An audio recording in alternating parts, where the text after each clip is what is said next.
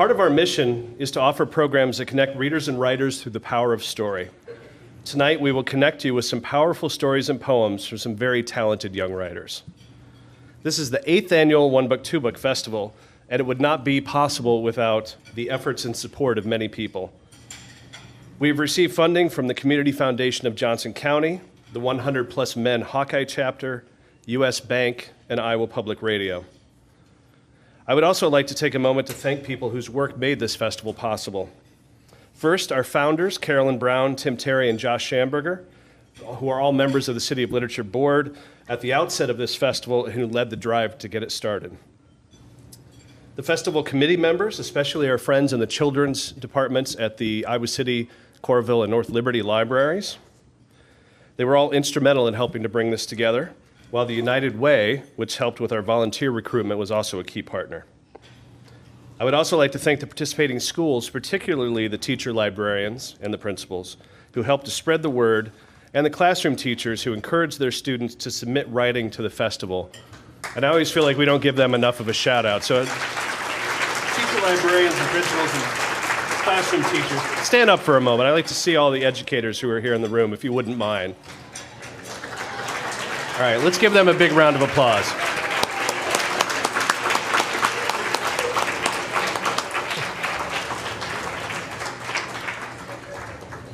And I'd also like to give a special thanks to the team from ACT that evaluated the hundreds of writing submissions that we received this year. Some of them are sitting down here in the front and center, so they get to hear these stories read by their authors. They did this very quickly and efficiently as always, and we would not be here tonight without their efforts, so thank you very much to the folks from ACT.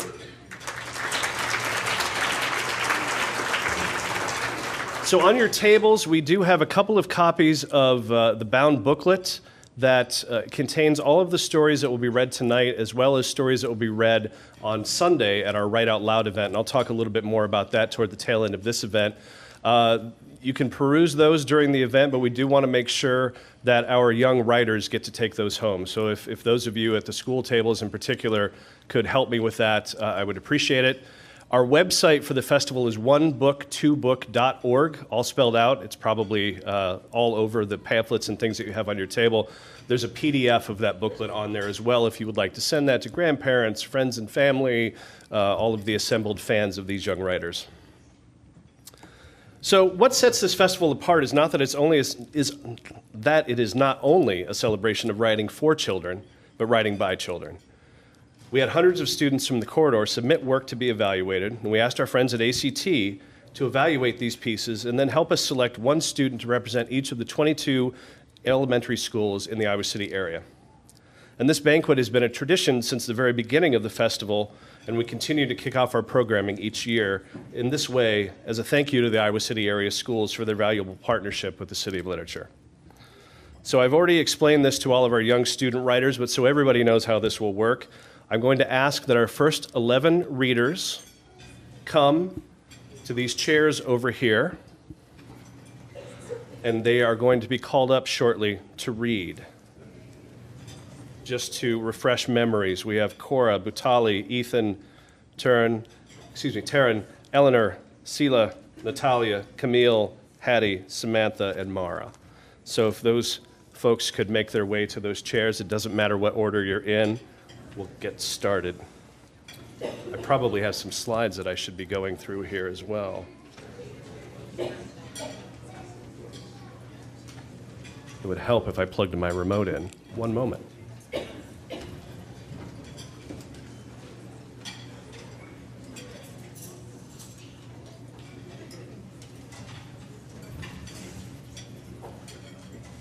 There we go. So that's us. That's me. So once our students read, they will be presented with a certificate of merit.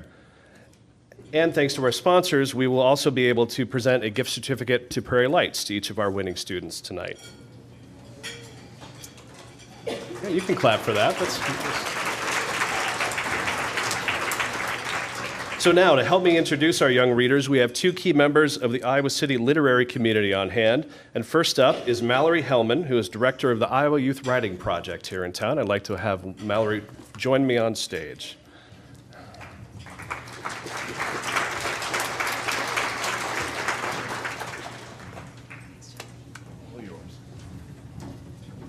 Hi, friends.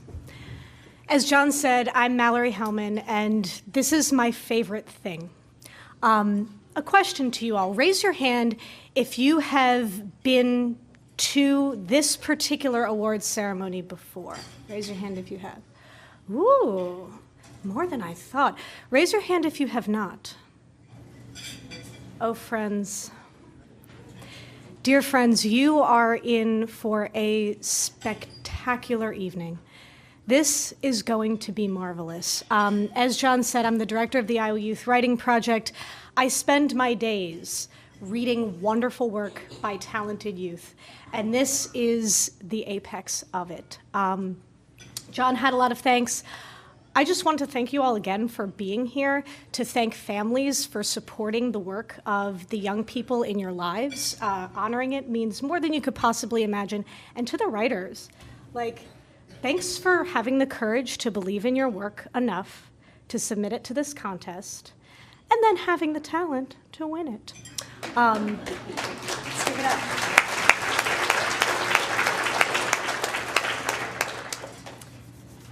And for any young people in this room who are interested in weekly writing opportunities right at your school, the Iowa Youth Writing Project has them in abundance. Now, without further ado, we'll bring up our first reader, Cora Beland, who's a second grader at Coralville Central Elementary, and she will read her piece, Bella's Home.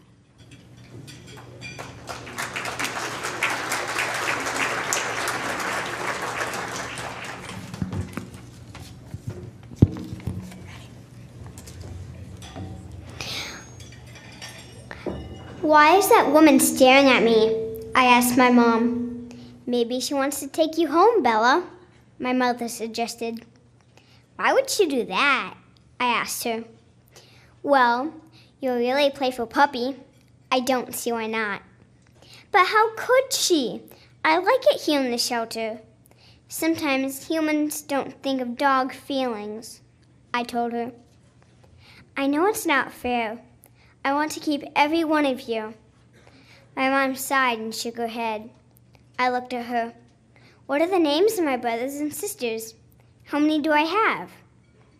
Mom smiled at me. Well, let's see. There's Razor, Kitty, Pom Pom, Trixie, Eagle, Squawk, and then you. So 6.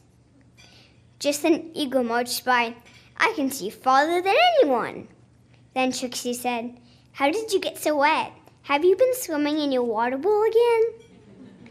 But I never swim in my water bowl, I laughed. Then Squawk shouted, Trixie knows you don't. Shh, I said. That's really loud for my ears. Sorry, Squawk said. She was just trying to be funny. I know, I said, and it was funny. Yes, Squawk agreed, it was. I heard a lot of commotion coming from the other end of the cage. What's happening over there? I don't know, Squawk shrugged, eyeing me. But I bet you're going to find out, he added. I nodded. Yes, I am, and if you'd like, I would tell you when I get back. I marched over to the other end of the cage. My sister, Kitty, was being scared by a mouse toy Trixie was throwing at her. Kitty was really scared, but then again, she only was. I ran back and told Squawk what was going on outside the cage. That lady wants the pup. She can have her, said another voice. What's the name of the pup? The other voice wanted to know. The manager said she was named Bella. I ran to my mom. Am I leaving? I asked. I'm afraid so. My mom shook her head. Then one of the men took me out of the cage and put me in the arms of the woman I saw staring at me earlier. She was so soft I saved her. Then she gave me food. It tasted good, so I ate it all. Then she walked me out to the car and put me in it. I felt sad and excited at the same time. I would miss my family, but I was excited to see what my new home would look like. I hoped there would be more of those yummy dog treats. Then, with my tail wagging happily, I was off on a new adventure.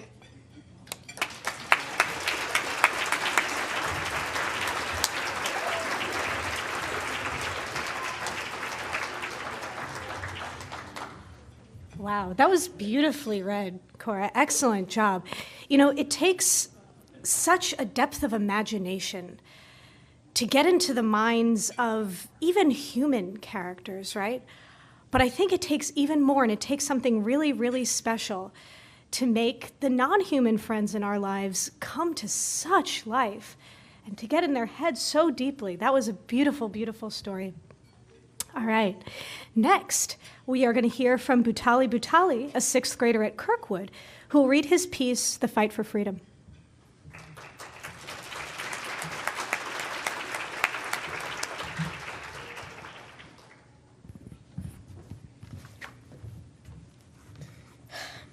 Alexander Williams was a 4-year-old living with his mother, father, 2 sisters, and 1 brother. They were a happy family living on a dangerous street in Alabama in 1955. When Alexander went to go play with his friends, all the doors ignored his knock. It was because he was black. It hurt his feelings so much. The hatred on his street was so bad that he and his siblings couldn't play outside without being insulted. The neighbors would call them the N-word repeatedly. At dinner, Alexander asked, "Why are we insulted?" His dad gave a long sigh and put his arm around him. "We are blacks, and blacks in this country are not respected." Alexander looked at his dinner with sadness. He had so many questions. Why am I insulted? Why are blacks not respected? When will I get my new bike? Okay, let's admit that question had nothing to do with blacks. Alexander went to bed thinking of a world without everyone treating each other badly. Maybe in the future, a kind of world like this could happen. In 1956, Alexander was a smart 5-year-old at the top of his kindergarten class. One day when he was 5 and going to the shop, he saw a woman in handcuffs of a bus. He was curious to know who she was.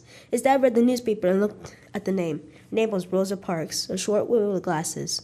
Alexander saw her at my church millions of times at the church, and she always gave him tiny candies when he was little. His dad was a preacher for a living, so it was like everyone at church was family. As Alexander got older, he moved to Washington, D.C. In 1963, Alexander saw so many classmates leaving the room. He was curious to see what was happening, so he went with them. All of them shoved him because of his color. "Why are you coming with us?" questioned the girl. "You're just a stupid black." Alexander walked away and put his head in shame as he walked towards the Lincoln Memorial. He saw people looking at him with disgust, but some were looking at him with happiness. As he walked, he saw a man who was black. A man named Martin Luther King was speaking. He was reading a speech called "I Have a Dream." All the words from there were powerful and strong like a wind. Afterwards, he walked back home and saw all of his family in the living room. They were watching the news in shock. They saw a man sticking up for blacks. His dad said, "We are walking tomorrow with this man to stand up for our rights." Alexander grew up to be a political speaker, encouraging young adults to be proud to be black. Rosa Parks and Martin Luther King helped him get through life. In an interview, a reporter asked, "What will you do to help stop racism?" Alexander replied, "I'll fight for freedom and speak out for people who are black because they need a voice."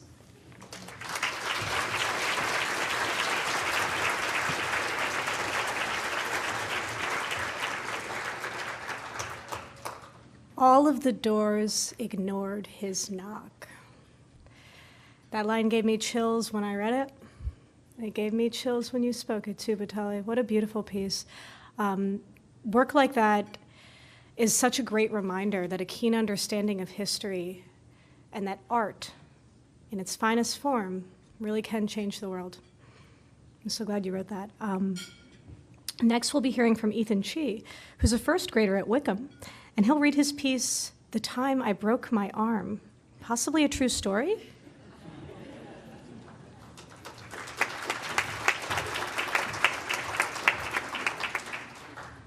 Let's move this, huh? What do you think? Yes? The time I broke my arm, it all happened when I was in kindergarten. I was swinging on a high beam.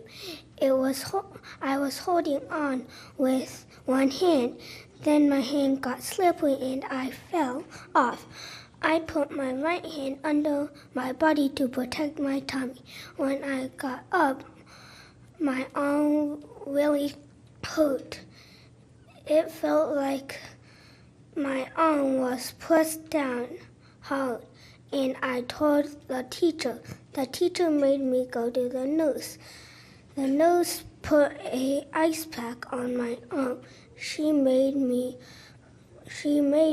put my hand on a wooden ball and wrapped my hand up. Since my sister Claire was at the same school, the nurse called my sister's teacher. The office told the teacher that I broke my arm. My sister told me later that on the outside of her head, she was just like, oh, but on the inside, she was thinking, what, when, why, who, where, and how did that happen? So she walked into the room and saw that I actually broke my arm. When my mom came, my sister was like, hey, Mommy, Ethan broke his arm. We went to my house. My mom and my sister went inside to tell my dad, and I stayed in the car. We went to the hospital first. I sat on a wheelchair to wait for my turn, and then they put a clip with a red light on my index finger. And then my mom pushed me on the wheelchair to the ER. They gave me IV to stop the pain. Then they put 2 things on my heart to check if my heart was beating well.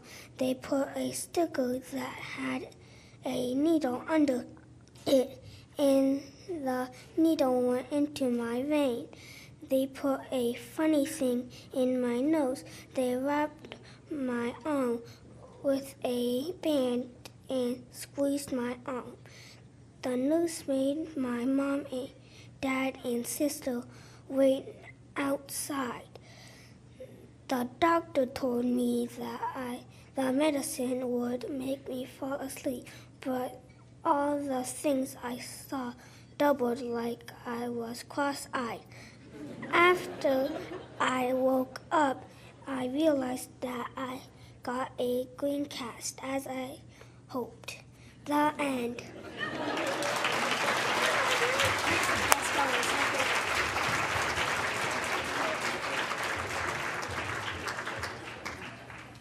I think the protagonist of that story, the main character, is very, very brave for having gone through all of that.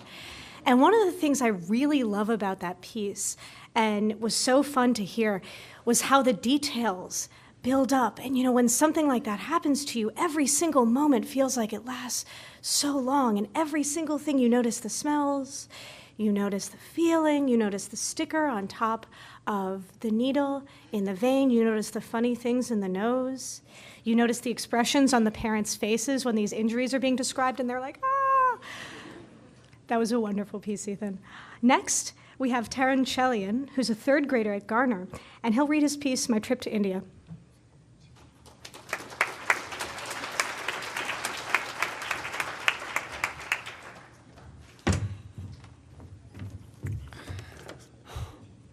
Have you ever been so happy that your smile literally reached your eyes? That's how I basically looked when I heard I was going to India. So on Saturday morning, we woke up pretty early. We got into our rental car and drove all the way to O'Hare Airport in Chicago. We waited for 2 hours before our flight finally came. We got on the plane where there were TVs in each seat except the first seats. We got our seats in the economy and waited for the airplane to go up. Meanwhile, we watched some movies. Then the airplane started to rise. When it was too late, we slept. If you're wondering how it works through night without a pilot, they just put it on auto drive. When I woke up, we were still on the plane. After a while, we landed at Doha Airport in Qatar. Thought we were in India, but turns out we weren't. Just another boring, exhausting airport. After some time, we had to go on another plane. This plane was as awesome as the first one. It had comfy seats and a TV. So we watched TV, and then we slept on the plane overnight. When we woke up, it was the morning, and after about half an hour, we landed and reached the airport in Bangalore, India. My grandma and grandpa picked us up and we drove to their apartment. There were 6 towers separated, but we're still part of the apartment complex. After a while, I met my uncle. He came out of his room. He's wickedly cool. He's also good at playing musical instruments. I went to his room and met my aunt. They had a pet hamster named Fluffy. We stayed here for a few more days, and then it was time to leave. We went to a train station. We waited, then the train came. We were on the train the whole night. We stopped at another train station, and we drove to my dad's kid day's house. There I met my dad's mom, my other grandma. It was late, so I brushed my teeth and slept. We stayed here for a few more days. We went for lots of shopping. I visited my dad's birthplace and the home he grew up in until 4th grade. I saw a cow and her calf and some goats. I met my cousins there. I got to eat lots of ice cream. The next day, it was the last day I was staying in India. It was so sad. Then the next evening rolled in. We packed all our things. My grandma, grandpa, aunt, uncle, brother, mom, dad, and me drove to the airport. They dropped us there and left. I had a lot of fun in India. We took 2 airplanes and went to 3 airports and drove back to Iowa from Chicago to our boring old house. The end. What are you looking at? The story's over.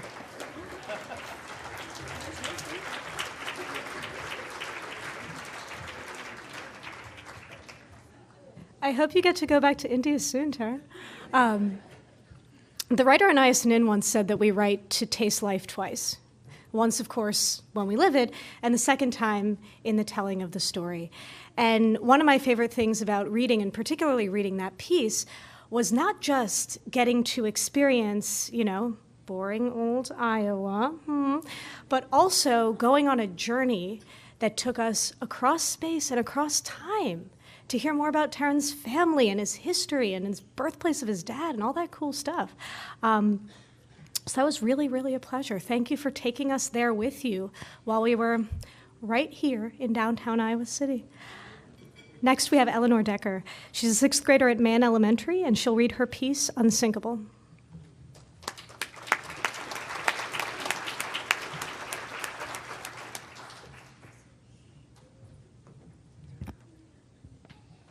Unsinkable. Violet rowed a mile or so off the rocky Newfoundland coast in her small yellow dinghy. Rough, rocky gray clouds buffeted and tumbled against one another in a charred and smoky sky. A thin cloak of fog had washed like the cool, lapping pearl-gray waves over the bay across the choppy water where Violet fished, and only barely when she looked back could she see the tumultuous, jutting outlines of familiar cliffs. It was a night for a storm, but since her father had left her and her sister alone in their tiny cabin in Labrador, fishing and canning was all she could do to make money in the early spring. And money had been tight, with their garden wilting in the biting wind. If she could smoke and salt this catch, she might bring in $1 or so for fabric and food. It was their only chance for survival. Her father had died a hero, standing tall against the mighty waves, she told herself, and if she wanted to provide for herself and her fragile young sister Kate, she had to do the same, to bring in one last fish. Violet tugged her line, to come up with an empty hook slick with salt water. A clump of algae clung to her pole, leading her to believe it was a fish in the haze of twilight. Violet shuddered. It was chilly with a nip in the air, and she was missing her blazer. She had been in such a hurry, but she regretted it now as goose flesh rippled up her arms. If only she could get one more. Wait a minute! What in the world was that? Looking out into the distance, she suddenly spotted a flash of gray and white flicker up and down in the spray. Could it be a seal? If it was, that skin and that meat was invaluable. It could buy her a new dress and pounds of food. If this was a seal, as she hoped it was, she was going after it. She had to get it. Her life depended on it. Tossing her pole into the belly of the boat, she rowed furiously into the turning sea, panting in desperation, till she finally cleared her last hurdle and the boat splashed to a stop. It was only then that Violet realized it was not a seal at all, but a small white rowboat full of people in fine dress, with children and meager carpet bags and satchels on their laps, squeezed in tightly together. Suddenly, Violet spotted the name on the side of the boat, RMS Titanic. She got cold chills running up her arm. This lifeboat could only mean one thing. She may be one of the only people on Earth who knew that the gargantuan, unbeatable, unsinkable ship raved and ranted about as the strongest in the world had slipped below the waves, and these few passengers were lucky to have survived. A man suddenly spotted her, wearing a grosgrain suit, and waved wildly at her, shouting over the wind, "Miss, please help us. Our boat has struck an ice sheet a few miles back. The crack has only enlarged as we came. We're overcrowded and with young children aboard, and we cannot bail out much longer. I have a rope. We can tie it around the front bow, and I can steer you to shore. My name is Violet Alton, and I live on the coast. You may stay at my house for the night and catch a train to New York, your intended destination, tomorrow." "Oh, miss, you're most kind," sobbed a woman in gaudy pink silk. "The boat snapped in two. Ours one of the last lifeboats, with barely any room. So many drowning and so many dead. It couldn't sink. I'm indeed lucky my Annie survived, but my oldest was—" Violet looked around for the child, but saw no one. "Ma'am? Where is your child?" The lady's head snapped from side to side, and her expression drained of color, terrified and lost within itself. Suddenly she pointed outward, into the murky, fog-clouded depths, at a small hand bobbing above the water, clutching nothing but air, sinking slowly. "She fell when the boat tipped. Oh, no, she was never a good swimmer. Wilfred, you must save my daughter." She gestured to the man who sniffed in a dignified manner, trying to come up with an excuse. But meanwhile, Violet had tied a length of rope to the bow, the other end to her waist, and was preparing to jump. The lady suddenly spotted her. "Miss, you? How?" "I lost my father to the sea, and I'm not going to lose someone I can really save," Violet yelled, and like her father before her, dove into the spray after Annie.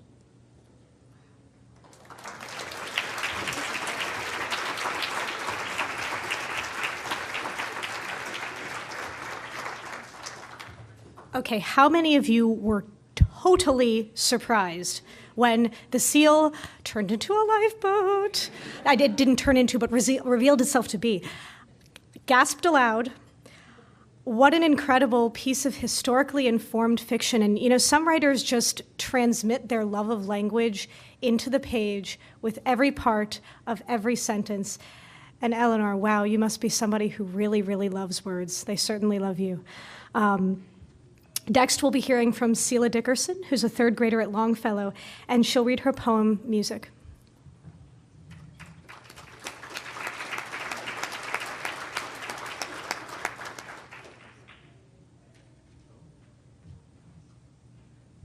Selah Dickerson in the house? Oh, there she is. Thank you, friend.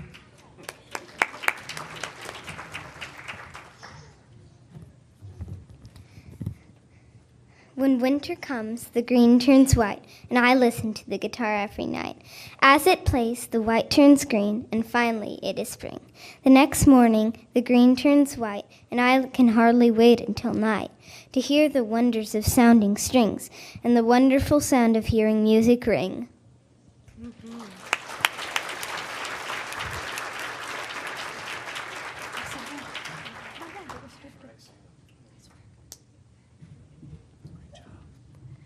We could all use a little bit of that right now, couldn't we? Little magical musical spell to clear some of this never-ending snow. Oh, I love that idea. Music really can warm us in more ways than one. Next, we've got my friend Natalia Flack, who is a sixth grader at Grantwood Elementary. She's reading her poem, Perseverance.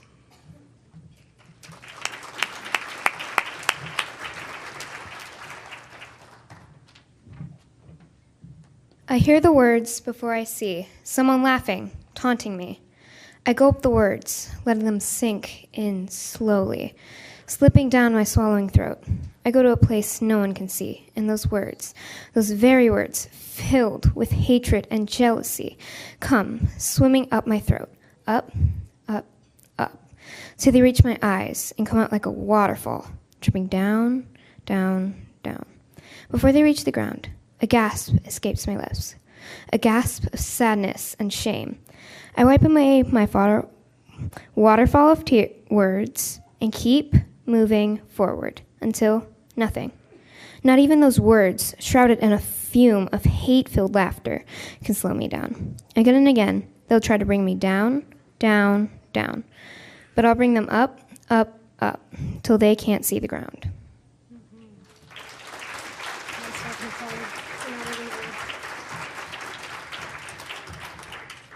Okay, so for those of you who didn't get a chance while Natalia was reading that poem, I invite you to look in the booklets on the table and see what she did with the formatting of that, because it's brilliant. The words do move up, and down, just like those tides of emotion when the feelings come up and then come back down as tears. I thought that was a very, very elegant metaphor, and really do check out the way she put it on the page. It's brilliantly creative. Next, we have Camille Ford, a first grader at Weber Elementary, who will read her poem, Baby. This poem contains lots of wisdom.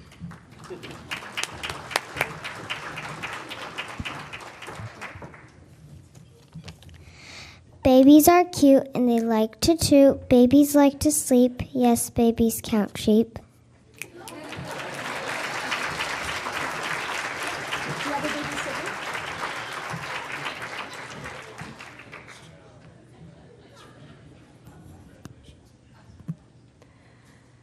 Beauty and brevity is you, Camille Ford. All right. Next we have Hattie Galloway, a fourth grader at Lucas Elementary, who will read her piece, Letters.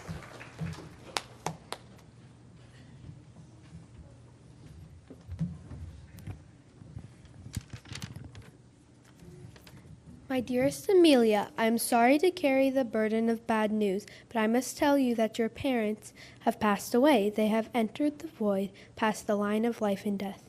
I am so sorry, and I cannot begin to imagine how you feel. And right this very minute, I'm trying to find you a foster home, because until your 18th birthday, you must have a proper guardian. I hope this all goes well, and I hope you like your new home. I hope your parents would approve of the foster parents I find you. Your friend, Dr. James P. Howard. My dear Dr. James, I am extremely saddened by your bad news, but it is to be expected. My parents were far from young. As for me, I am 17. Do I need a foster family? I can take care of myself. Why must I have a guardian? But I am also grateful that you are looking out for me. I hope that my foster family is nice. But what of college? Will I get a tuition? My parents wanted me to go to college. Your friend, Amelia Van Trussell.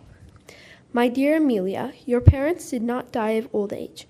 I am sorry to say that they died in an accident, a car accident. It was the day when the clouds dumped buckets of rain on the earth. The driver in front of them had stopped very hard so as not to run into the person in front of him, and your father wasn't able to stop fast enough, and they collided. Again, I'm very sorry. As for your tuition, I'm working on that. I know your parents wanted you to go to college, so I will try to find a family who also wants you to go to college. While I am looking, please behave yourself and remember your promise, Miss Van Trussell. Your friend, Dr. James P. Howard.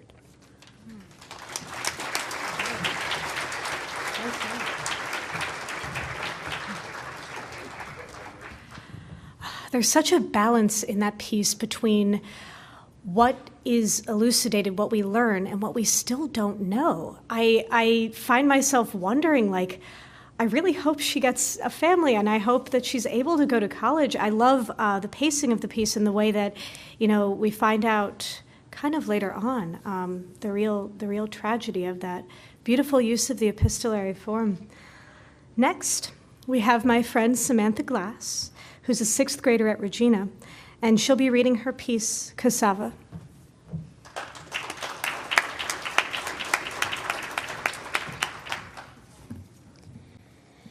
This piece was inspired by the story prompt, "It was a dark and stormy night. This is the direction I chose to take it." Rain and hail pounded on the flat tin roof and cracked earth, warm from Kenya's blazing sun. Outside the young girl's mud brick shanty, the night was cool, and light breezes danced across the hard-packed earth and sparse vegetation. An unexpected cold front had come in, bringing much-needed rain to her cassava plants and lab vines. The cassavas, brown and wilted from the drought, looked pale green in the dawning sky, water still dripping from their leaves. Kasambe, the goat, slept soundly in her tiny corrugated tin shed. Alatu, a short, slender girl aged 9 years, watched this from a dirty glass window in her tiny shelter, her eyes dark and worried. Too much rain would kill the cassava plants and flood their small fields, and would leak through the little roof they had still standing. Her tired parents slept on a blanket in the driest corner of the house. Alatu glanced out the window again. It was almost dawn, so soon her father would wake up, put on his workday linen shorts, and head out to the cassava field to till the soil and harvest their tender leaves. Soon her mother would wake up, put on her workday cotton dress, and cook breakfast for Alatu and her younger sister, who lay beside her on the blanket. As her mother prepared milk and cornmeal flatbread, Alatu could see the worry plainly stamped across her pretty face. She knew this worry and shared it with her mother.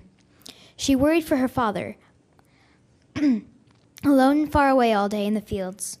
As revolutionaries stomped by outside, gleaming rifles over their shoulders, she thought of only this, her father.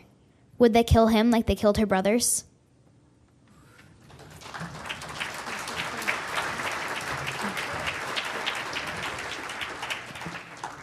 Another chilling ending from Sammy Glass. What a well-researched and vivid piece.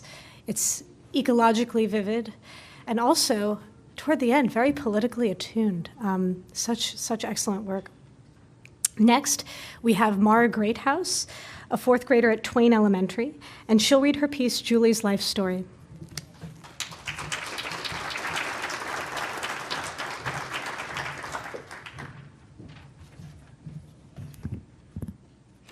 Once upon a time, there was a girl named Julie. Julie was a poor girl, but she loved her mother dearly.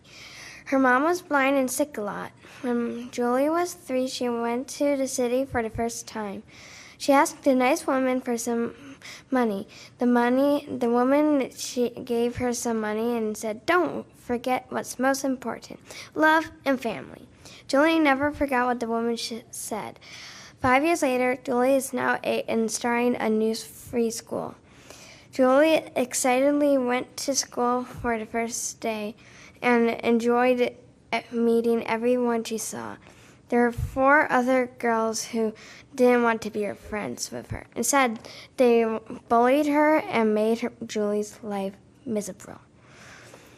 One day, she went to the cafe to have a break when a woman saw her and she had the appearance of being wealthy.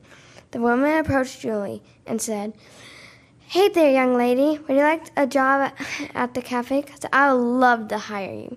Julie said, "Yes, okay. Please, thank you so much. You don't know how much I need this. Thank you, thank you, thank you." The next day, she went to her new job at the cafe after school and inquired about what she would be doing. The woman who hired her said her name was Blake and that she was going to clean up after customers. Julie worked hard and was able to keep her mother close to her. A few months later, her mother died and everything went downhill there. Blake said she was doing things wrong and then fired her. While things were hard, between school, being alone, and looking for work to feed herself, she found other work. There was an ad for models at the local department store, tried out for the position, and got it. Julie was more confident and felt better about everything. One day she was at work when her boss said someone special came to visit. When she went off to her boss's office, she saw her mother standing there. She hugged her and her mother. "Remember the woman who helped you when you were 3? She'd been watching you and the love that you have forever for others. The woman brought me back to you as a gift. You have always taken care of me and your friends. Now it's time for me to return the love you have shown. I'm not blind any longer, and I have my health back. I love you with all my heart, so when I was sitting watching over you, I realized I didn't tell you. I wish I told you sooner. Sorry," said Julie's mother. The end.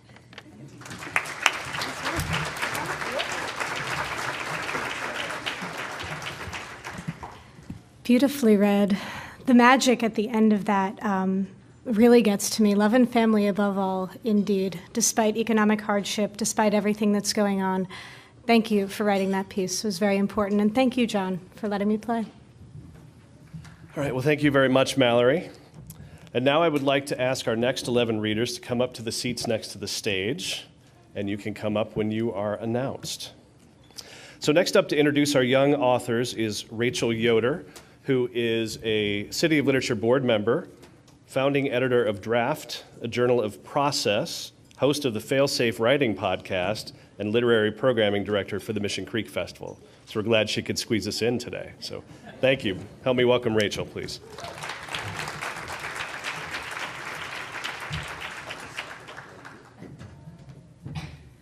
Hi, everyone. Thanks so much for being here tonight. I love this event because it makes me remember why I first loved reading and first loved writing and first loved stories. The world is so alive when you're a kid.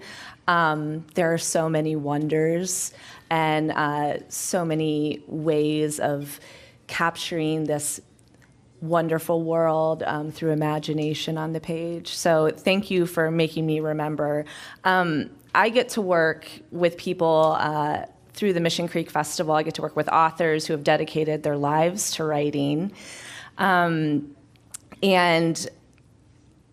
the reason that we're here tonight, the reason that we all get dressed up and come here and we're in this fancy room and put you up on stage is because your stories matter. And I hope that that's something that you hold on to throughout your lives. And if you do decide to dedicate yourself to writing in those darker moments when you just think you might not finish your book or your poetry collection, remember that time in Iowa City when you were a kid and someone told you that your story matters, your words matter, what you have to say matters. Because if you do dedicate your life to writing, you will have those moments, I'm sorry to say. So first up, we have Sophie Mell, a fifth grader at Hills Elementary. She will be reading her piece, Spice's Adventure.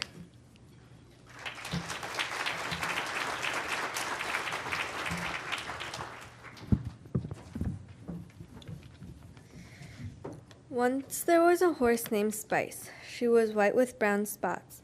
She also was one of the best jumping horses. One night after a show, when everyone was asleep, someone snuck into the stables where Spice was stabled. That morning, Sarah, Spice's owner, went out to get Spice ready to go to a jumping competition. Instead, she got a shocking surprise that Spice was gone. Sarah told Lisa and Maggie, who were Sarah's friends, that Spice was gone.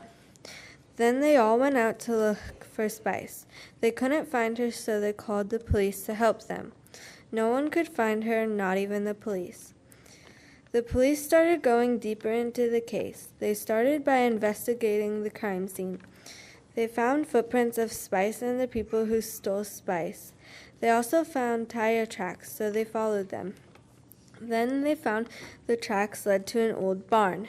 But when they looked, nothing was there except hay, wood, and a dock on a lake. They thought that there would be more tire tracks, but there weren't. Why weren't there tire tracks? Then they remembered that they were by a lake. Could they have taken a boat across the lake? After they got across the lake, they came to a house. When they went in, there was someone there. They sat him down and started asking him questions. "Have you seen this horse?" Sarah asked as she showed him a picture of Spice. "Yes, she was with 4 men. The men demanded that I drive the boat. They said if I didn't, they would hurt me." The man said with fear in his voice. "Who said that?" the police asked. "The guy with the horse," said the man replied. "Where'd they go?" they asked. "They went to the fair to the horse jumping competition." "With that horse," said the man. "Oh no, what are we going to do?" "We will never get there on time," Sarah said. "We might if we take our police cars." 30 minutes later, they walked into the fairgrounds. "We have to find Spice and get to that horse jumping competition, okay?" Sarah told them. "What if we split up? You look at the horse show and we'll look at the trailer park," the police suggested. The police looked behind the trailers and in front of the trailers. Sarah looked by the house, Spice horse show. Suddenly, there was Spice right in front of her. Sarah ran toward the Spice, but the men with Spice ran, jerking her by the halter. Sarah ran to the police and told them that She saw Spice and the thieves running away from the fairgrounds. Everyone went after the men, and they finally caught them just in time for the show. The end.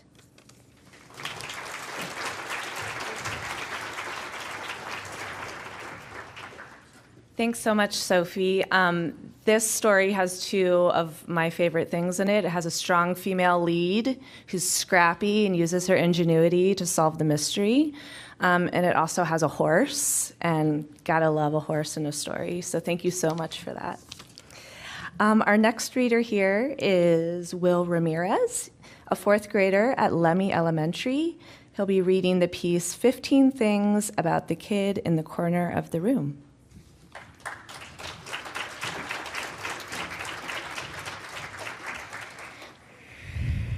She is shy. She loves unicorns. She is an artist. She is a real nerd. She worries about her weight. She is not a she. She is a they. Their pronouns are they, them, their. They are a singer. They are quiet. They want friends. They only have 2 real friends. They don't trust others. They love to read. They are 9 years old. They have 1 sister, 1 brother, and 1 cousin who lived with them. They have a hard time coping.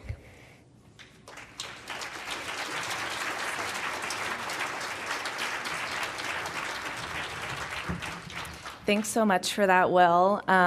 Thanks for showing us the way with your writing and just showing us how much something as simple as a pronoun, how powerful that can be, and how a pronoun can shape who we are, shape our identities, and how powerful language is.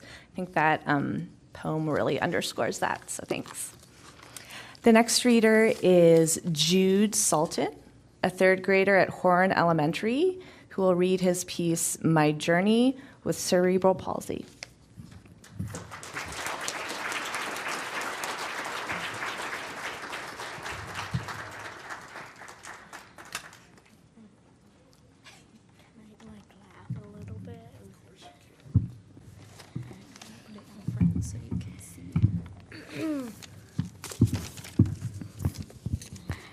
My journey with cerebral palsy. My name is Jude. I am 9 years old and I have cerebral palsy. Cerebral palsy is something you get if you are born in a different way. It affected my brain and makes it hard to control my muscles. One thing cerebral palsy makes difficult is walking. I use a wheelchair most of the time because it is hard for me to walk. When I walk, I use a reverse walker or someone supports me. Sometimes I fall down, but I get back up and push through it because I am strong. If I don't walk or use my wheelchair, I crawl to get somewhere. Another thing that cerebral palsy makes difficult is using my hands. It is hard to eat and write. My letters come out awkward and big. When I eat, I can eat pretty well, but sometimes I have trouble with putting the fork in the right position. Stabbing my food is not always easy. Cerebral palsy also makes it hard for me to get dressed. I can't always hold myself up when I put on a shirt or get my arms behind my back. Sometimes I need help, but I'm getting better at doing it by myself. The last things that cerebral palsy affects are my eyes and ears. I cannot see very well. It's easier for me to see big letters and numbers instead of small ones. I wear glasses and go to eye therapy. Eye therapy helps my eyes to get stronger. I also wear a hearing aid It's harder to hear out of my left ear, so sometimes I turn my head to listen. Even though cerebral palsy is hard, I push through it. I don't let it stop me from doing anything. I sing opera, play football at recess, and go to coffee shops with my mom to eat cookies together. Just because someone has cerebral palsy, it doesn't mean they can't do anything. They can do whatever they want and be whoever they want.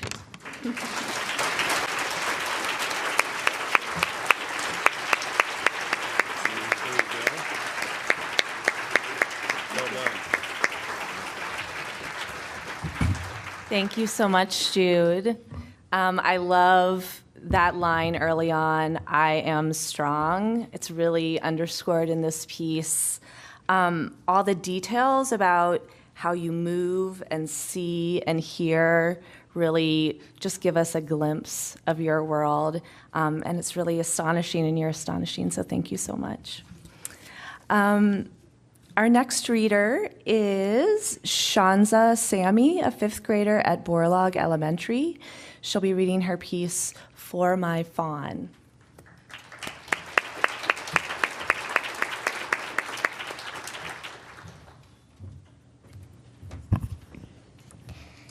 For my fawn. As I ventured out in the ruins of branches and debris, I noticed my footprints were the only along this path. I shuddered. I thought I should turn back, but my stomach grumbled, and I'd forgotten how hollow it was. I wondered if my fawn felt the same way. I kept on walking. The previous day, I gathered all the wilting leaves I could find, for this was the closest we could get to warmth. As I trudged with the unwieldy pile, my attention was diverted to my fawn. Was she okay? Was she warm? When I returned to a rather precarious tree we lived under, I was stunned. All of the precious leaves had fallen. I wondered what we would do. I decided to use the leaves I brought and the remains of our tree as protection. Would we survive?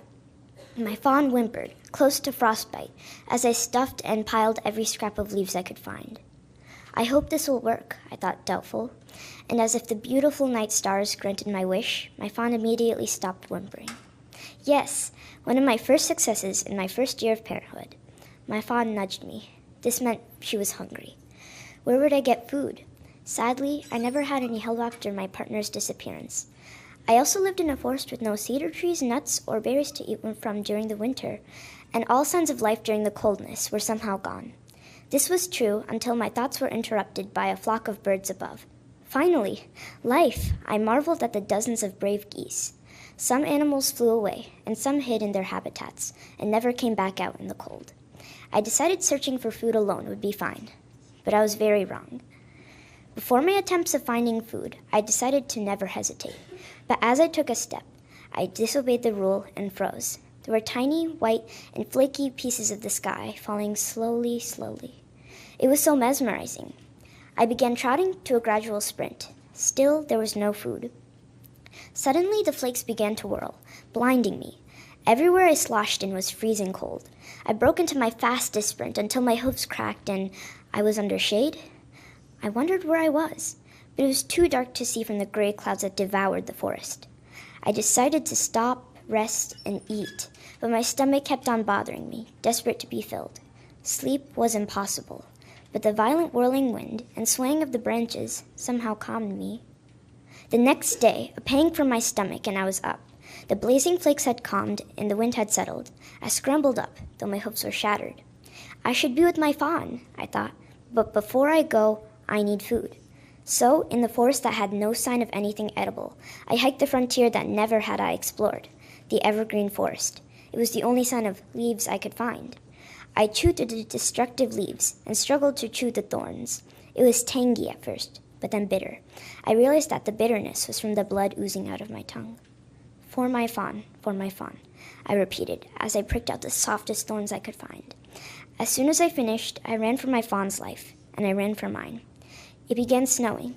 When I returned, I was relieved to see my fawn, and knowing there was food for her. As she ate, she had an odd expression when she was eating, but satisfied that her stomach was filled. Suddenly, the last sign of life came. half a dozen birds flying. I saw the last chance of hope and ran with my fawn. I didn't know where I was going as my eyes teared and blinded, but I kept on running. Not for me, but for my fawn. Thank you.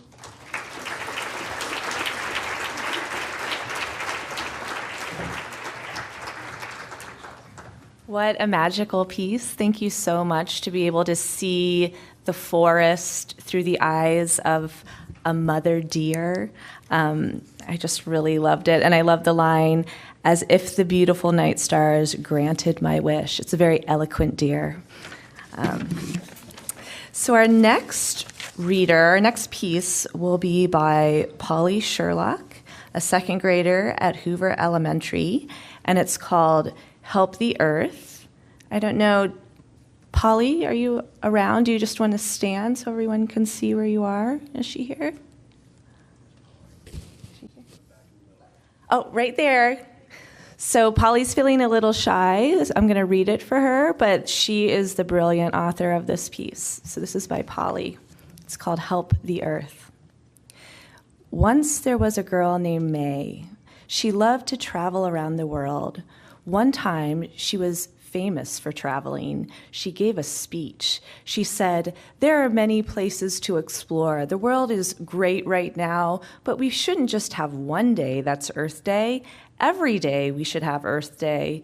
If we don't pick up garbage, the Earth could look like a hairball. Gross. We should recycle, go places, and throw away wrappers. I think one day all of you could help the world travel and be famous too." The audience clapped. Her cousin June shouted, "Bravo, encore, encore." On the news, there was a report that said, "Our city is so clean, but we should still clean up trash because every day we should throw away trash." Thanks to May, that was an awesome speech. The next day, her mom was so proud of May. For dinner, they had an earth pizza. She ate and ate until it had vanished. After dinner, she saw people throwing away trash. She was proud of them for listening to her speech about helping the earth and traveling. Later that day, May went upstairs to her room and saw people outside with signs that said, "Good job," and "Your speech was great," and waving at her. Suddenly, she heard thumping coming from the door of her house. She peeked out, and all of the people were crowding around the front of her home. They wanted her autograph so badly, they piled on her trampoline to get a better look at her. The next day, she woke up to the smell of fresh pancakes and bacon. She had a surprise, her mom said, and May wanted to know so badly she almost burst. Her mom told her the surprise was that all the people were coming to dinner who were at the speech. May was happy. She said that was the best surprise ever because people listened to her speech and supported her. Hours passed, and it was bedtime. Her mom tucked May in. She said, "Good night, sleep tight, don't let the bedbugs bite." May slept soundly and softly. The end.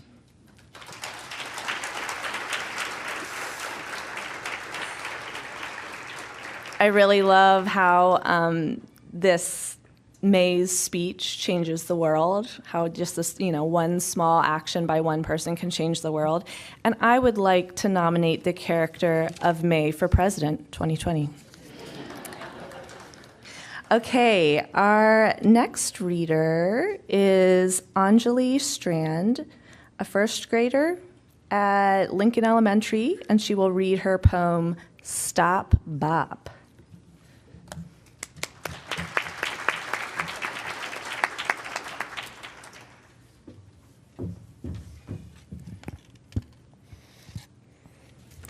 Stop, stop. Why is it called stop? Isn't it called bop?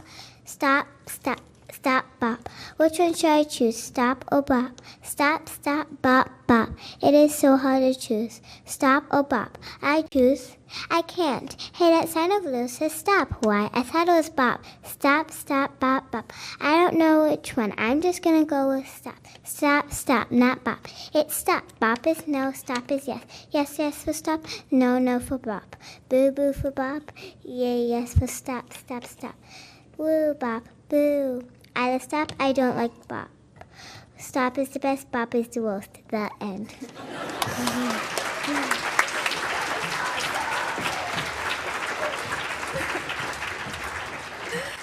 Thank you so much for playing your way through that poem, Anjali. It's so fun. It reminds me of course, the famous beat poet, Allen Ginsberg, First Thought, Best Thought, bopping through the poem. Yeah, great. Stop bop. Okay, next we have Zaria Stratton, a 5th grader at Alexander Elementary, will read her piece, Earth's Atmosphere.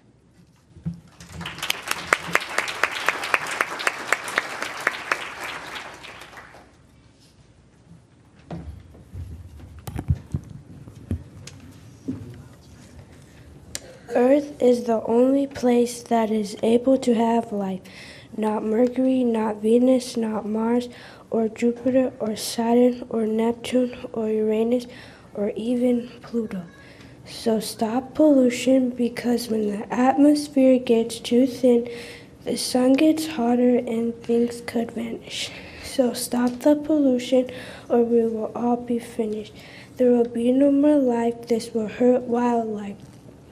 But wait, there is still a solution waiting here.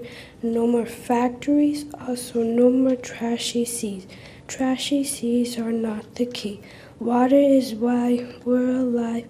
Throwing trash in the water sends deadly animal traps. Start using a compost bin to collect all of your scraps. Reduce, reuse, recycle.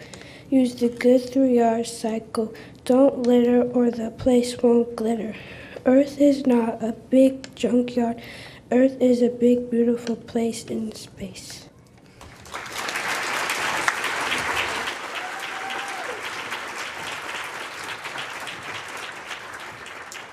Thanks so much for that poem that travels the distance from outer space all the way to our compost bin. And I love that somehow we start out in the universe, we come down to compost, and then we go back out into the beautiful place that is space. Excellent. The next reader is Jefferson Turner, a 3rd grader at Penn Elementary, who will read his piece, Pots and Dragons.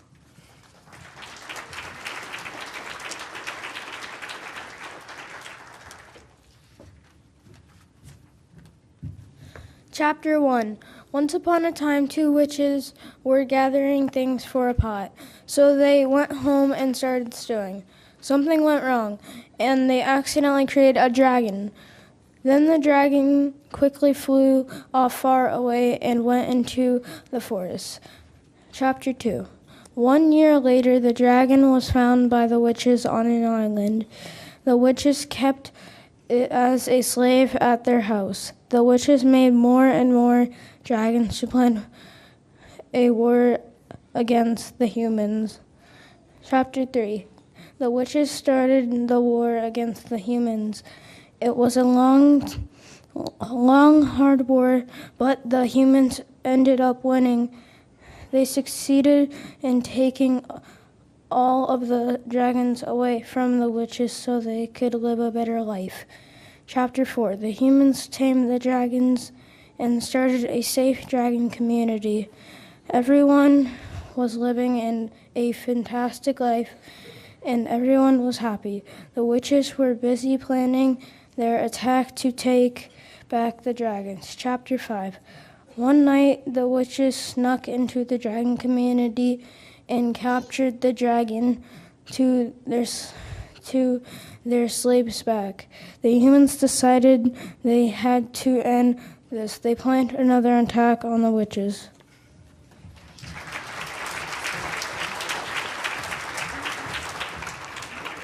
I don't know if any of you have ever tried your hand at writing flash fiction, writing something that's like 200 or 300 words long. It's really hard.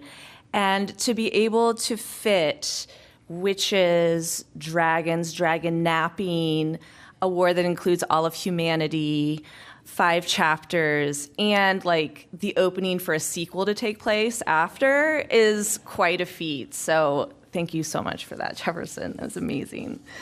Our next reader is Claire Voss, a 2nd grader at Shimmick Elementary. She'll read her piece, A Monarch Adventure.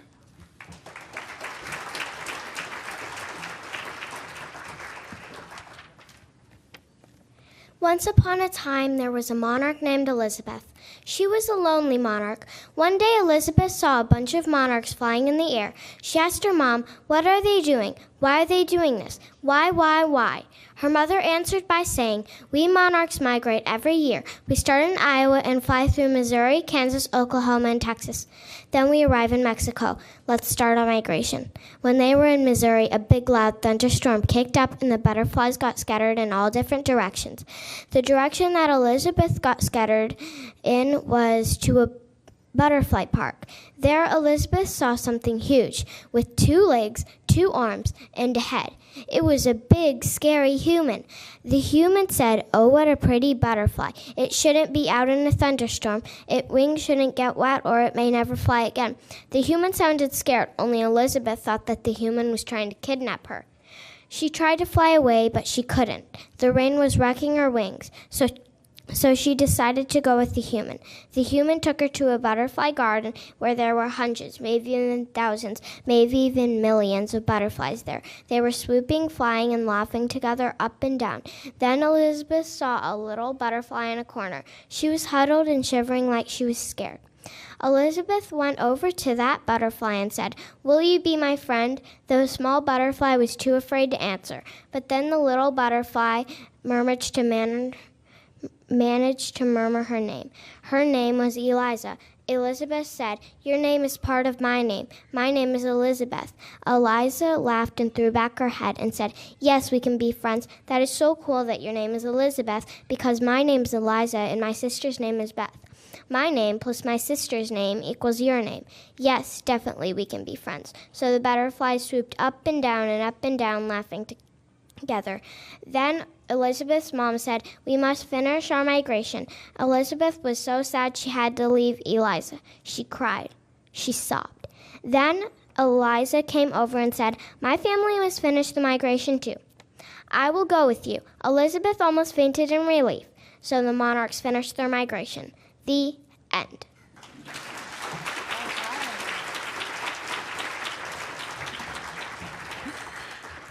I love this piece, Claire, because we get to learn about butterfly migration, and at the same time, we have this really poignant message. My favorite moment is where we see that the names fit inside each other, and it's really about finding a piece of others in ourselves and vice versa. Even if we're butterflies, we can still do that.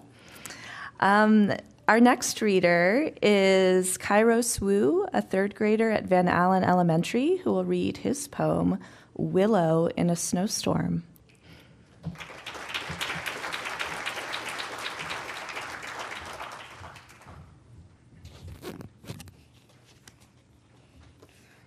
Willow in a snowstorm. A willow standing in the white, waving long, long sleeves in sorrow, wiping tears, the wind roaring in the sky, the snow freezing the ground, while I'm in my house snuggling.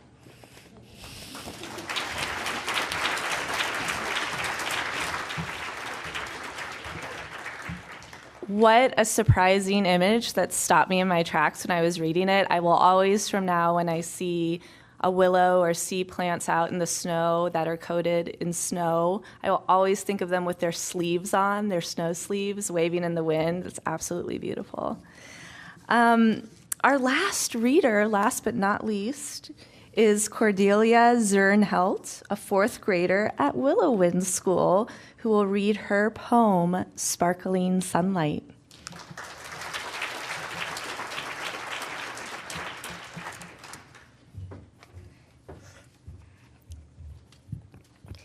As the sparkling sun rises in the plump purple sky, a lavender ladybug licks a leaf, and the lilybug sings a solemn song. A dazzling day begins.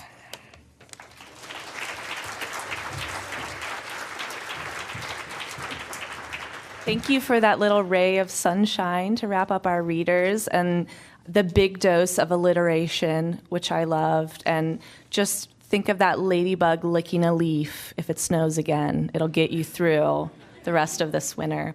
Thank you all for coming.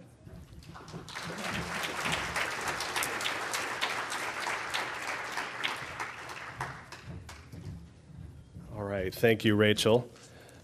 Why don't we have one more big hand for all of our remarkable young authors?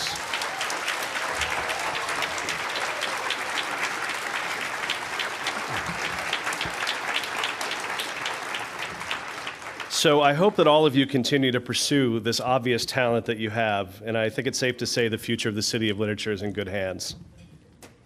So now I'd like to introduce our keynote author, Claudia McGehee. We often bring in authors from other parts of the country to keynote our festival, but we thought it was high time to turn the spotlight on one of Iowa City's most creative artists and writers. Claudia is an illustrator and author who draws inspiration directly from nature, and the results of those efforts can be found in a number of books that she has written and illustrated, or illustrated in collaboration with other writers. I would love to tell you more about all of her books or her wonderful artistry, but I know Claudia plans to talk about these things with you tonight, so I won't spoil it. We have worked with Claudia a lot in the past, both when she was a member of our City of Literature board, the board of directors, and when she has presented at past One Book, Two Book festivals. And we're honored to present her tonight as our keynote author. So please help me welcome Claudia McGehee. Hello, thank you, John, and thank you to the City of Literature for this invitation to talk with you all tonight. It's been wonderful to see the organization grow over the past near decade, helping us here in the community to enjoy and appreciate and take part in the literary tradition through events like this weekend. Thank you all for being here. Students, you are all a very important part of the City of Literature because you are its future. You're going to keep it growing with those fine contributions that I've heard tonight and promises of more writing to come. Tonight's young writers. Wow. I've been a guest at this event for a couple of times, and I knew I would come away from this event filled after hearing your work. I'm just awed. I have 3 thoughts to share with you. The first thought is I had about your stories was how beautifully they were all written. The second thought, I wished I had written them myself. The third thought, I want to steal them. But just kidding about the third one, but the first 2 are true. I had that happy hum in my brain when I heard your words read tonight. What a feast of words. Every piece felt fresh and alive. Every one of the writings surprised me in some way. A cliffhanger last sentence, a sassy observation. The risk-taking that you took in the form and the format, it's a very nice reflection of your teachers and your parents and your talents. These are the things that I heard in your prose and poetry tonight, the themes, and I was so impressed by them. I boiled down each piece that I heard with 1 or 2 words, and I'm going to read them to you right now. Optimism, determination, humor, honor, unsinkable capability, reverence, perseverance, empathy, playfulness, intrigue, bravery, hope, passion, risk-taking, practicality, compassion, activism, wisdom, grit, courage, resolve, satisfaction, honesty. That sounds like a good political platform, doesn't it? I'm thinking about that. But I was awestruck by your collection here. So what we're doing tonight is carrying on such an important part of the human tradition, swapping stories. I can just see our great-grandfathers and our great-great-grandfathers and grandmothers gathered together, hopefully somewhere nice and warm, and they're reading stories to friends, and they're reading stories to family, but some of them are writing stories, and some of them are illustrating stories. So this evening in Iowa City, I'm reminded that the world is such an interesting place, and there are so many stories to be told and so many voices to tell them. I can't wait to read and see what you guys do next. For if you're here in this room and you've shared tonight, I know that you have no other choice but to keep on writing and creating, that you have been infected by the writing bug.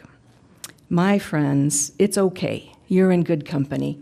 Thanks for sharing them with us tonight. And I know it's not easy to read your own work. And I know you're going to be tired tonight, but it's going to be that good tired. So I've been writing and illustrating for as long as I can remember. I grew up in Washington State with big nature all around me, lots of big mountains and pointy trees. I've always loved to read. I've always loved nature. And I have a variation of a very similar life story to others that have stood where I am tonight. When I was about second grade, I wrote my first illustrated book. It was stapled together with notebook paper.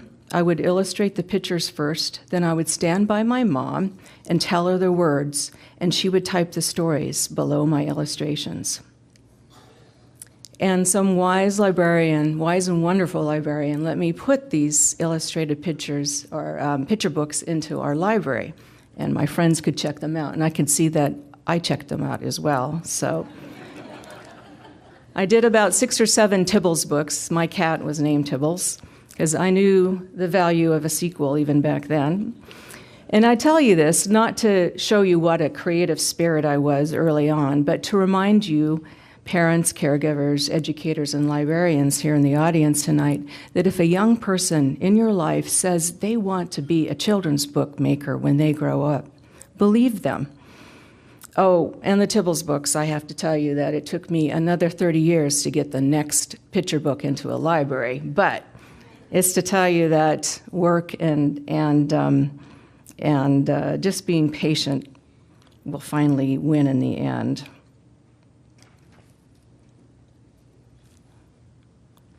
I have been freelancing, illustrating and writing for 26 years and writing children's books for 15. I'm a commercial illustrator as well, and that means I do drawings and illustrations that get printed in books and magazines and packages and products that you buy in the grocery store, online websites, and museum displays, all sorts of things. In fact, if you and your parents like to go to drink coffee and hot chocolate in the local, let's see, I'm backing up here. In the local coffee Java house occasionally, my work illustrates the Ducot cups. So even in these illustrations, I like to tell stories. And I like to say, too, you may have even thrown or recycled my artwork away, but I forgive you for that. So I'm working on my 8th picture book this year. I use the medium of scratchboard, and if you come tomorrow to my talk, I'll talk a little bit more about my process. I found a focus in my children's book work through one of my passions, nature. It's a theme that inspires me every day. I look out my window, and as long as I can see the sky and the earth, I'll always celebrate the natural world in my words and pictures. People often ask me, where do you get your ideas from? And I wanted to illustrate with a little story about what happened one summer. It had stormed all night. It was one of those summer nights. It's hard to, I thought this would kind of warm you guys up because we're thinking about summer and the storms that happen and those odd things in the middle of the night where there's thunder and lightning. And I was alone in the house. My husband and my daughter was gone, and I was a little afraid. I don't like storms. I mean, remember, I'm from Washington State, so it's taken me a while to get used to them. But I fell asleep finally, and in the morning, I woke up and I went to my studio, and outside the studio door, I could see this deer and her baby fawn kind of floating through the grass, all happy, and the fawn was jumping in front of the mother. And at that moment, I felt a connection with those deer, knowing that they were just as happy as I was that the storm was over. So I felt compelled to illustrate the scene. And I start with just a piece of paper and an illustrated, using pencil. I scratch out what I see in my mind. And then when I scratchboard, this is my main medium, I scratch out what I want white and leave what I want black. And the result is a picture that looks like this. I scan this into my computer and then print it out onto watercolor paper and finally add color at the end. So I think Shanza out there somewhere, I think you and I need to get together because our muses are dear. The next example tells you about how I came up to write my book, My Wilderness. It's a picture book about a famous painter who visited Alaska with his young son about 100 years ago. I went to the art museum in Chicago, and it was the Terra Museum, if anybody remembers that. Great place. Saw an exhibit on Rockwell Kent's work. He painted landscapes in the 1930s and 40s and 50s. He was also a commercial illustrator like me. And I saw a painting of a beautiful mountainscape and a man and a boy standing in front of the log cabin. I was wondering if this was the artist and his son. And I did a little reading in the museum and found out that it was. So there were kids with their teachers visiting the museum that day, and I overheard one teacher ask a student, "What do you think Rockwell Kent and his son did when it was too rainy to go outside?" And the kid answered, "Well, they play old-fashioned games like checkers and chess, maybe." And that became one of the first lines that I wrote about my book. And the book went on to be published in 2015. Here's one of the pictures of it. Rockwell Kent and his son lived on a small island called Fox Island, and Kent, for probably about 8 months, and Kent painted and his son just ran around on the island and had a lot of adventures. I also illustrate other people's picture books. So a publisher receives a story from a writer, and they like it, and the publisher matches up a story to an illustrator like me, and I get to read the story to see if I like it. And if I can picture things in my head, then I say, yeah, I can. And I go ahead and I say yes to the job, and that's how picture books are made. So I'm going to end tonight with a few observances of mine for the students and the rest of the audience gathered here tonight, parents and caregivers, educators, librarians, and lovers of literacy. I'm going to start with the students, and this one's an easy one because you've already done it tonight. Reading out loud. Reading out loud helps you to hear that rhythm in your piece. It helps to make your words come alive. It also helps you to hear weaknesses in your story so you can strengthen them later on. So I'd encourage any of you writers to just read them out loud to yourself and to others. I think standing up is good to read too, standing in front of people. It helps you project. Sometimes you don't find the stories, but the stories find you. It's kind of like what happened to me with My Wilderness. Just be on the lookout. Stories can come from anywhere, in a newspaper, something you read in your tablet, but you've got to have your radar up for them. Keep a journal. Keep a journal or a notebook. I have these little things called rhodias that I have zillions of at home.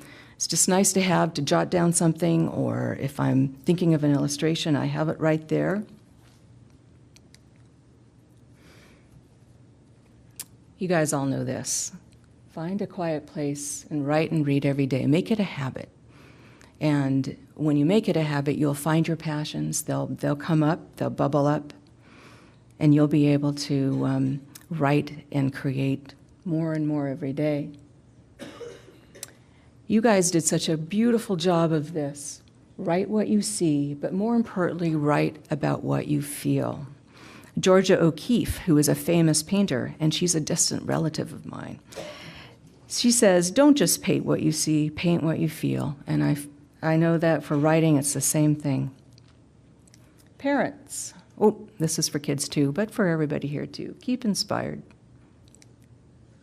Parents, this is a softball one for you too. Find ways to showcase your writers and illustrators' work at home, in school, and in the community. We're doing a great job of this tonight. Display them, put them in the library, etc., etc.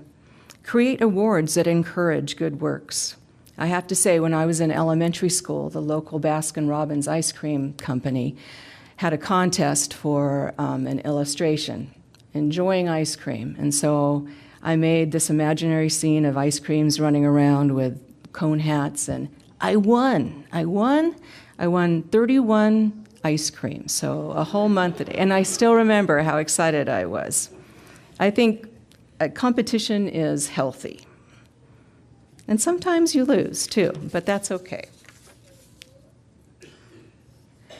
Acknowledge creative spaces for the young writer and illustrator you know. We're sensitive. We need a little place that's quiet to do our best work.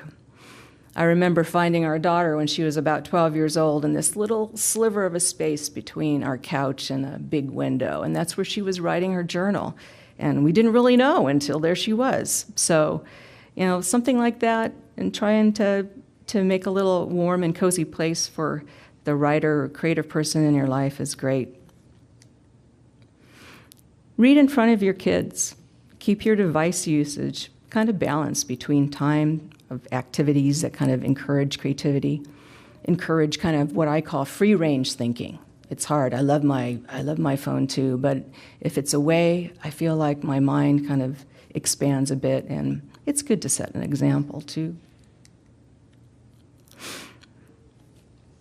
Read picture books to young children. There's all sorts of great new research out there that reinforces how babies and kids, when read to, focus on the static image, the illustration, that allows amazing strides in cognitive and behavioral development. That the experience of being read to increases the child's capacity to joint attention, noticing what others notice, following their gaze. One study I just read that had 4-year-olds identified the Goldilocks effect after the fairy tale's 3 bowls of porridge. It concluded that the sound of just a storytelling voice on its own was too cold to get to the child's brain and fully engage it. It also found that just watching an animation on a screen or a tablet was too hot, too much going on too quickly. The shock and awe of animation didn't give the child enough time to exercise their deep cognitive functions. But the static image of illustrations combined with words, like in a picture book, was just right. The child can relax into this experience and have time to kind of reflect in a cozy, warm context of your lab. And that kind of reaps in the brain building benefits too.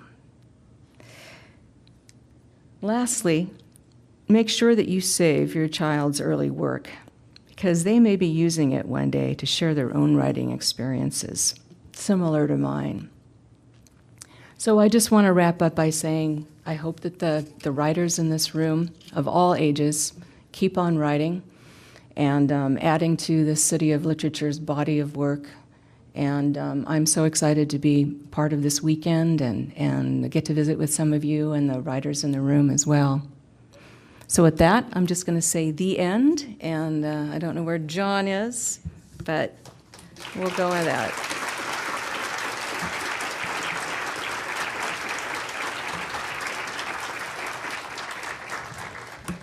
All right, you're welcome. All right, thank you very much, Claudia. Wonderful words that we can all take as inspiration.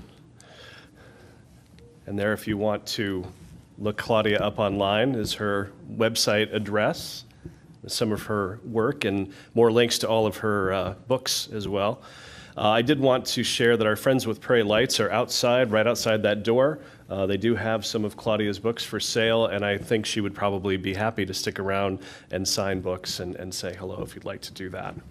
So again, I wanted to thank all of the teacher librarians, classroom teachers, and school principals who helped to spread the word and encourage students to write.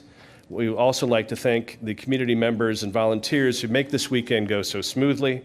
And thanks as well to the City of Literature staff and our board of directors for helping to make this event such a success. I'd also like to give one final thanks to our folks from ACT for helping us to evaluate all that writing.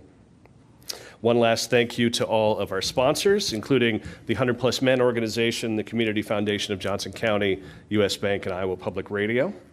And with that, I will let you head out into the night full of great stories and such a celebration of imagination. Hope to see you again this weekend. And thanks once again to all of our student writers for reading your work and sharing it with us. Have a good evening.